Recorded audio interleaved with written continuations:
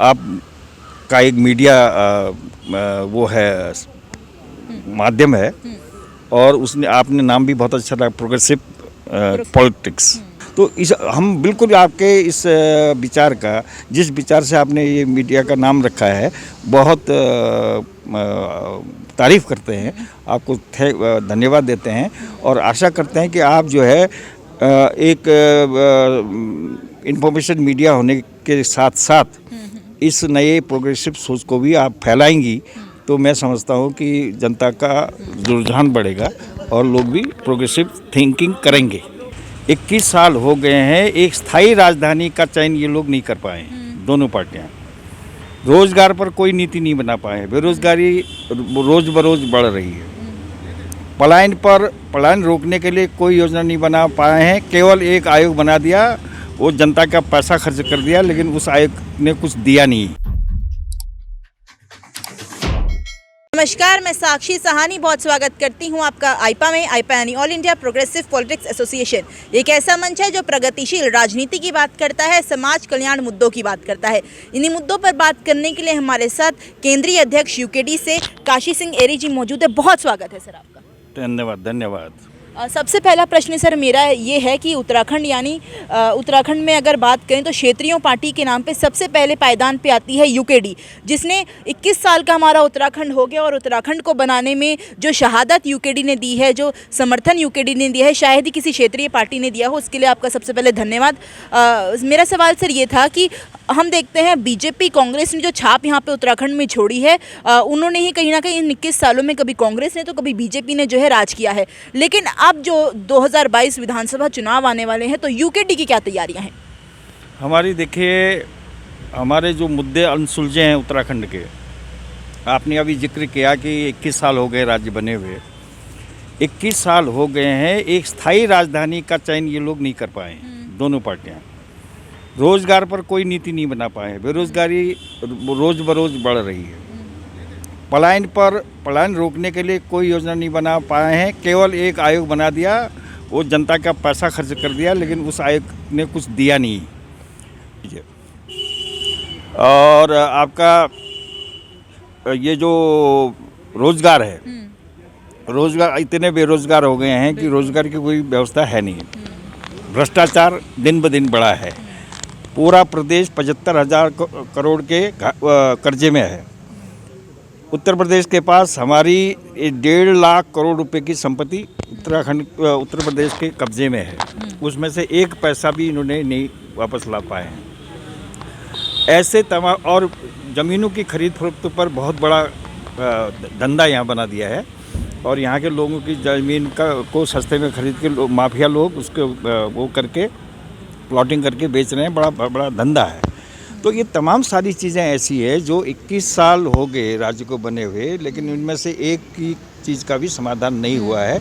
इन्हीं मुद्दों को लेके उत्तराखंड का अंदर लड़ता रहा है, आज भी लड़ रहा है, और आगे इस 2022 के चुनाव में, जैसा कि आपने कहा, उत्तराखंड का अंदर इन्हीं मुद्दों को लेके जनता के बीच में जा रहा है। और हमें अभी उम्मीद है कि जिस तरह से बारी बारी से इन दोनों दलों ने सत्ता में कब्जा करके इस प्रदेश को लूटा है और यहाँ की संपदा को अपने हाईकमांड को भेजा है, भ्रष्टाचार करके, कमीशनखोरी करके, तो जनता अब इस बात को समझने लगी है।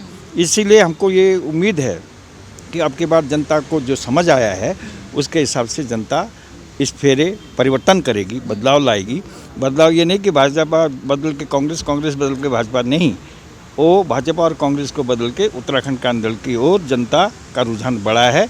इसी बिना पर हम लोग जनता के बीच में 2022 के चुनाव में जा रहे हैं। बिल्कुल सर, परिवर्तन कहीं ना कहीं प्रकृति का नियम है, और हम देखते हैं परिवर्तन जब होता है तो विकास अपने आप ही कहीं ना कहीं प्रदेश में जो है आना शुरू हो जाता है। इसी से जुड़ा सर मेरा एक सवाल है, हिमाचल की तर्ज में उत्तराखंड भू कानून मांग रहा है, लेकिन कोई भी संज्ञान जो है इस चीज़ को लेकर ना सरकार ले रही है, ना ही हम देखते हैं कांग्रेस या जो तमाम बड़ी पार्टियाँ हैं वो लेती हुई नजर आती हैं। किस तरीके से जो है ये भू कानून उत्तराखंड में काम करेगा, और कितना ज़रूरी उत्तराखंड के लिए भू कानून है? देखिए, हमने मिनिमम हिमाचल की तर्ज पे कहा। अब हमारी तो डिमांड ये थी, राज्य के लिए जब हम संघर्ष कर रहे थे तभी हमने ये डिमांड किया था कि संविधान में धारा 370 कश्मीर के लिए लागू है। एक धारा और है अगली 371 धारा में अलग अलग प्रदेशों की जो समस्याएं हैं उनको संविधान में उसका समाधान दिया गया है। जैसे नागालैंड के लिए अलग है, पूर्वोत्तर के राज्यों के लिए अलग है, गुजरात के लिए अलग, तमाम सारे प्रोविजंस हैं। हमने ये डिमांड किया था कि ये 371 के तहत उत्तराखंड में ज़मीनों की खरीद फरोख्त पर पूर्ण प्रतिबंध लगे और कोई भी ज़मीन यहाँ की खरीद न सके, ऐसा कानून बनाया जाना चाहिए। लेकिन केंद्र सरकार ने हमारी उस बात को नहीं सुना। उसके बाद हम लड़ते रहे, तो पहले तिवारी जी की सरकार ने एक भू कानून बनाया, बहुत लचर सा भू कानून था, उससे इसमें कोई फ़ायदा नहीं हुआ। फिर हम लोग लड़े तो भुवनचंद खंडूरी की सरकार आई, उन्होंने थोड़ा सा उसमें परिवर्तन किया, लेकिन वो इसको रोक नहीं पाया। और 2018 में त्रिवेंद्र सिंह सरकार ने तो पूरे दरवाजे खोल दिए, कोई भी कितनी भी ज़मीन कहीं भी ले सकता है। तो आज संकट इस बात का बढ़ गया है कि यहाँ के लोगों को अपनी ज़मीन में खड़े होने के भी लाले पड़ जाएंगे कभी, ऐसी स्थिति आ गई है। तो इसलिए हम इसको सख्त भू कानून लगाने के लिए कम से कम हिमाचल की तर्ज पर या उससे भी सख्त भू कानून बनाने की मांग कर रहे हैं। इस सरकार ने एक कमेटी बना के आई वॉश कर दिया, आंखों में धूल झोंक दिया है। कमेटी बनाई उन्होंने, उनको पता था कि चुनाव आने वाले हैं, चुनाव की घोषणा होने वाली है। कमेटी बना के इस आंदोलन को दबाने की कोशिश की। हम दबे नहीं हैं, हमने कमेटी को भी सुझाव दिया है।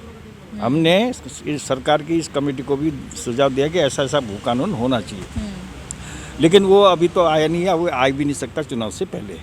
इसके बाद उत्तराखंड का आंदोलन जीतेगा या जो भी स्थिति बनेगी तो सख्त भू कानून के लिए भी हमारी लड़ाई जारी रहेगी। सर 21 साल का हमारा उत्तराखंड हो गया और उत्तराखंड का जब जन्म हुआ था तो पहाड़ी विकास को लेकर कहीं ना कहीं ज़्यादा जो है सबका फोकस था कि अगर उत्तराखंड बनेगा तो पहाड़ के विकास पे ज़्यादा जो है फोकस रहेगा। लेकिन पहाड़ों तक विकास जाता हुआ अछूता हमें नजर आता है।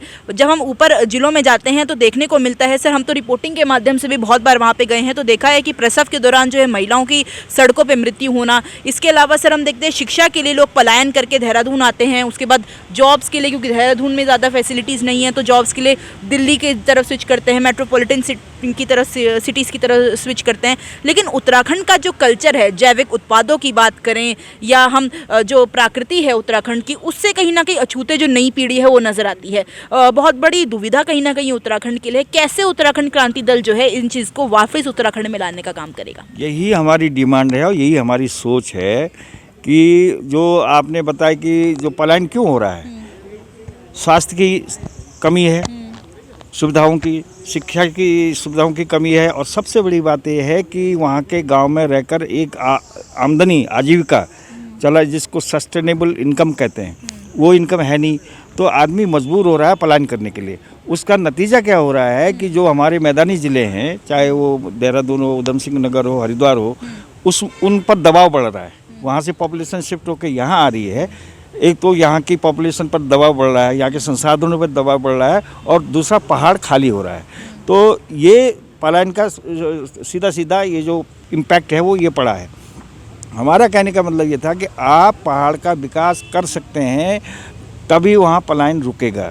उसमें आपको वहाँ पर रहने वाले गांव के आदमी को एक सस्टेनेबल इनकम का जरिया देना पड़ेगा, ताकि वो वहाँ रह के एक सस्टेनेबल इनकम कर सके और वहाँ रह सके। उसके साथ ही साथ जो इंफ्रा है, इंफ्रा में सबसे पहले शिक्षा आती है, फिर स्वास्थ्य आता है, फिर यातायात आता है, फिर टेलीकम्युनिकेशन वगैरह वगैरह आते हैं। तो वो सुविधाएं अगर वहाँ पर होंगी तो क्यों आदमी भागेगा, क्यों वहाँ अपना गांव, अपनी मिट्टी छोड़ के क्यों जाएगा? तो ये सरकारों की कुव्यवस्था का नतीजा है कि वहाँ आदमी अपनी मिट्टी, अपना गांव छोड़ के बाहर जाने के लिए मजबूर है, वहाँ विकास नहीं है। आपने बिल्कुल सही कहा, पहाड़ी के विकास की सोच थी उत्तराखंड राज्य बनाने के पीछे। कारण ये था कि इस प्रदेश का जो भी आज बना हुआ है, हरिद्वार को मिलाकर भी, हरिद्वार की डिमांड नहीं थी, हालांकि मिला दिया, कोई बात नहीं है, तब भी 85% जो क्षेत्रफल है वो पहाड़ी है, और 85% भूगोल की एरिया की आप उपेक्षा करते जाएंगे और वो पूरा खाली हो जाएगा। तो ये एक स्थिति ऐसी आएगी कि नेशनल सिक्योरिटी को बहुत बड़ा थ्रेट होगा, क्योंकि देश की सीमाओं की रक्षा में आर्मी है, पैरामिलिट्री फोर्सेस हैं, वो ठीक है, लेकिन वहाँ पर पॉपुलेशन का होना भी ज़रूरी होता है नेशनल सिक्योरिटी के लिए। अगर वहाँ पॉपुलेशन ही नहीं रहेगी तो अकेले आर्मी या पैरामिलिट्री फोर्स उनको संभाल नहीं सकती है। तो नेशनल सिक्योरिटी को भी थ्रेट है और वहाँ से पलायन लगातार जा रहा है। आपने बिल्कुल सही तस्वीर आपने देखी होगी, प्रसवा आधे रास्ते में प्रसव होता है या मर जाती है।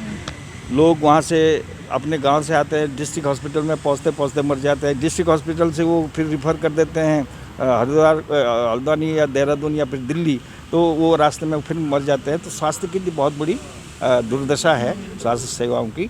तो ये सारी चीज़ें यूकेडी के मैनिफेस्टो में है। हम लगातार इसके लिए लड़ रहे हैं। आपने जैविक खेती की बात कही है, इतना ज़्यादा स्कोप है कि पूरा पहाड़ की इकोनॉमी जैविक खेती से चल ही नहीं सकती है, बल्कि सरप्लस इकोनॉमी बिल्कुल हो सकती है। लेकिन ऐसी कोई योजना बनाई नहीं, ऐसी कोई नीति बनाई नहीं, और नतीजा ये है कि लोग पहाड़ छोड़ रहे हैं, खेती छोड़ रहे हैं, और जो खेती है भी जो थोड़ा बहुत करते हैं तो उसको जो जंगली जानवरों का आतंक है वो खेती होने ही नहीं देते हैं। तो ये सारी चीज़ों पर हमारा फोकस रहेगा और कि वहाँ पर खेती हो, जैविक खेती हो, और उसका रिटर्न वहाँ के लोगों को मिले, वहाँ के रहने वाले लोगों को हम ऐसा दे सकें। हमने एक अपने मैनिफेस्टो में इस बात की भी घोषणा की है कि जो गांव में रहकर पहाड़ में खेती करेगा उसको हम मनरेगा की तर्ज पर अतिरिक्त पैसा देंगे। वो खेती से जो कमाएगा वो उसका अपना है, लेकिन हम खेती करने वाले आदमी को जितने दिन के खेती का काम करेगा हम उसको मनरेगा की तर्ज पर मानदेय देंगे। और उसकी जो गृहिणी है, जो वहाँ पारंपरिक पशुपालन है, पहाड़ी खेती पारंपरिक और पहाड़ी पशुपालन पारंपरिक, उस पशुपालन को आगे बढ़ाएगी, उसको भी हम मनरेगा की तर्ज पर अलग से स्टाइपेंड देंगे, पैसा देंगे। तो उससे क्या होगा, वो एक सस्टेनेबल इनकम उनको वहाँ रहते हुए प्राप्त होगी और वो गांव में रहकर खेती करेंगे, किसानी करेंगे और पशुपालन करेंगे। तो हमारा ये एक नया सोच है, नया दृष्टिकोण है, इसको हम इम्प्लीमेंट करेंगे यदि पावर में यूकेडी आई। बिल्कुल सर, कहीं ना कहीं बहुत बड़ी दुविधा की बात है उत्तराखंड के लिए, क्योंकि हम देखते हैं सर उत्तराखंड एक ऐसा प्रदेश जो सब कुछ हर किसी को देता है। बिजली का उत्पादन यहाँ से होता है, पानी के स्रोत यहाँ पर हैं, हम देखते हैं 4 धाम की व्यवस्था यहाँ पर है, हम देखते हैं सैन्य धाम यहाँ पे बनने वाला है, बड़े बड़े गोरखा सैनिक जो है यहाँ से निकले हैं। इसके अलावा मिलिट्री फोर्सेज में जहाँ उत्तराखंड जो है बिल्कुल देश का नाम रोशन करता है, मिलिट्री की बात करें। इसके अलावा अगर हम बात करें सर, तो इंटरटेनमेंट इंडस्ट्री में भी उत्तराखंड का नाम पीछे नहीं है, यानी हर क्षेत्र में उत्तराखंड ने अपना प्रचंड जो है लाया है। लेकिन क्यों जो है उत्तराखंड के वासियों के लिए चीज़ों की सही से सुविधा नहीं होती। हम देखते हैं सर यहाँ लंबे लंबे बिजली के बिल जो हैं उत्तराखंड वासियों को देने पड़ते हैं। हम देखते हैं पानी की व्यवस्था यहाँ पे सही तरीके से नहीं है, पीने के लिए जो है साफ़ पानी नहीं मिलता, कैल्शियम से जो भरा हुआ पानी हम देखते हैं मिलता है, जिससे हड्डियाँ कमज़ोर होती हैं। तो ये कहीं ना कहीं दुविधा जो है उत्तराखंड की है कि उत्तराखंड हर चीज़ों का जन्म करता है, लेकिन उत्तराखंड वासियों को ही इन चीज़ों का जो है सुविधा नहीं मिल पाती। एक सवाल सर मेरा ये था कि जो ये सारी बातें हैं जो लंबे समय से उत्तराखंड की मांगे हैं, 21 सूत्रीय मांग करें या 44 सूत्रीय जो मांगे लगातार जो हैं उत्तराखंड की चल रही हैं, इसके अलावा भी बहुत सारी ऐसी चीज़ें हैं, जैसे महिला सुरक्षा की हम बात करते हैं, महिलाओं को सशक्त बनाने की हम बात करते हैं, उसके लिए भी क्या यूकेडी काम करेगा? निश्चित तौर पर इस पर हमारा फोकस रहेगा। जो आपने कहा, ये जो हमने शुरू से इस बात की डिमांड की और आज भी कर रहे हैं, जो हमारा रिसोर्स है, नेचुरल रिसोर्स, पानी है, फॉरेस्ट है, हॉर्टिकल्चर है और भी तमाम ऐसी चीज़ें हैं, उन पर फोकस कर हमारा प्लानिंग का आधार ये होना चाहिए कि इस पर फोकस करिए और इनसे इनकम पैदा करिए। तीर्थाटन है, तीर्थाटन में आप कोई सुविधा नहीं भी दोगे, आदमी मरने के लिए भी आता है, वो तो आस्था का प्रश्न है, लेकिन उसको हम सही ढंग से उसको सजाए हैं और सुविधा दें तो वो तीर्थाटन बढ़ेगा। पर्यटन बढ़ाने के लिए जो साहसिक पर्यटन के वो हैं, विंटर गेम्स है, तमाम सारी संभावनाएं हमारे यहाँ हैं। और जो हेल्थ टूरिज़्म है, जो केरला बहुत अच्छी तरह से उससे इनकम कर रहा है, हेल्थ टूरिज़्म के भी हमारे यहाँ बहुत बड़े पोटेंशियल्स हैं, लेकिन इन सरकारों ने कभी भी इन पर कोई फोकस नहीं किया, कोई ध्यान नहीं दिया, कोई प्लानिंग नहीं है, कोई विज़न नहीं है। तो इसलिए इसकी गत ये है कि 75,000 करोड़ रुपए का कर्ज हमारे ऊपर हो गया है और इनकम के नाम पर इनके पास कुछ नहीं है और इनकम घटती जा रही है, खर्चे बढ़ते जा रहे हैं। एक माफ़ कीजिए सर, सवाल आपका रोक के एक सवाल पूछ रही हूँ। एक सवाल सर मेरा ये था महिला सशक्तिकरण को लेकर। हम देखते हैं सर पॉलिटिक्स में भी महिलाओं का कहीं ना कहीं बहुत बड़ा हमें रोल देखने को मिलता है। यूकेडी क्या महिलाओं को भी पॉलिटिक्स में बड़ा रोल देने वाली है अब? देखिए आप तो इस पर आपको काफ़ी जानकारी, आपकी स्टडी अच्छी है। महिलाओं ने जो आंदोलन किया है जिसमें हमारी 2 बहनें शहीद भी हुई हैं, ये ऐतिहासिक आंदोलन महिलाओं ने किया है जी। और उन्हीं की वजह से राज्य हमको हासिल हुआ। हाँ जी। तो उस महिला शक्ति को, मातृशक्ति को हम लोग आगे बढ़ा नहीं पाए हैं और उसकी सुरक्षा तो आप देख ही रहे हैं, ईश्वर की कृपा से हमारे यहाँ सब उतना ज़्यादा नहीं है, लेकिन उसको और सशक्त करने के लिए, उसको ये करने के लिए वो अपने आत्मनिर्भर हो सके, ऐसी कोई योजना सरकार की नहीं है। वो आपने एक आधी योजना चला दी, कन्या गौरधन योजना, हाँ घसियारी योजना, ये इसे गिमिक बजा के। एक सवाल सर घसियारी योजना को लेकर भी था, क्या उत्तराखंड की महिला सिर्फ घास काटने के लिए? Exactly, your question is so, बस घसियारी योजना आप उसको सशक्त करके आगे बढ़ाने के बजाय उसको आप घसियारी बनाए रखना चाहते हैं। ये निगेटिव सोच है इनकी, प्रोग्रेसिव सोच नहीं है। तो ये ऐसी प्लानिंग, ऐसी योजनाएं बननी चाहिए जिससे कि महिलाएं आत्मनिर्भर हों, सशक्त हों और इस प्रदेश को भी और इस देश को भी कुछ दे सकें। हमारी सोच ये है। बिल्कुल सर, बहुत बेहतरीन कहीं ना कहीं आपकी सोच है और आईपा भी इस सोच का समर्थन करता है। आईपा के द्वारा सर लगातार मुहिम चलाई जाती है कि हम समाज कल्याण मुद्दों को जो है समाज के बीच से उठा के जनप्रतिनिधियों के बीच में रख सके, उनके बीच में रख सके जो जनता की आवाज़ नहीं सुनते, उनकी आवाज़ नहीं बनते। इस सोच के लिए बारे में अगर सर आप बहुत वरिष्ठ हैं, कुछ कहना चाहें और अगर आपको कोई मार्गदर्शन आईपा को मिल जाए? बहुत अच्छी बात है। देखिए आपका एक मीडिया वो है, माध्यम है और उसने आपने नाम भी बहुत अच्छा रखा, प्रोग्रेसिव पॉलिटिक्स। होना यही चाहिए। आज दुर्भाग्य से पॉलिटिक्स ऐसी हो गई है, केवल सत्ता की लड़ाई है और उसके बाद लूट खसोट की राजनीति है। प्रोग्रेसिव कैसे सोच आएगा, प्रोग्रेस कैसे होगी? चाहे वो किसी भी वर्ग का हो, महिलाओं का हो, युवाओं का हो, इनका हो, कोई भी सेक्शन ऑफ द पॉपुलेशन है, सोसाइटी है, उनको आप कैसे प्रोग्रेसिव रास्ते में ले जाएंगे, ये सोच होना चाहिए और उसी के आधार पर प्लानिंग बननी चाहिए, जो कि यहाँ नदारत है, क्योंकि ऐसा विजन नहीं, ऐसा सोच नहीं है लोगों के पास। तो हम बिल्कुल आपके इस विचार का, जिस विचार से आपने ये मीडिया का नाम रखा है, बहुत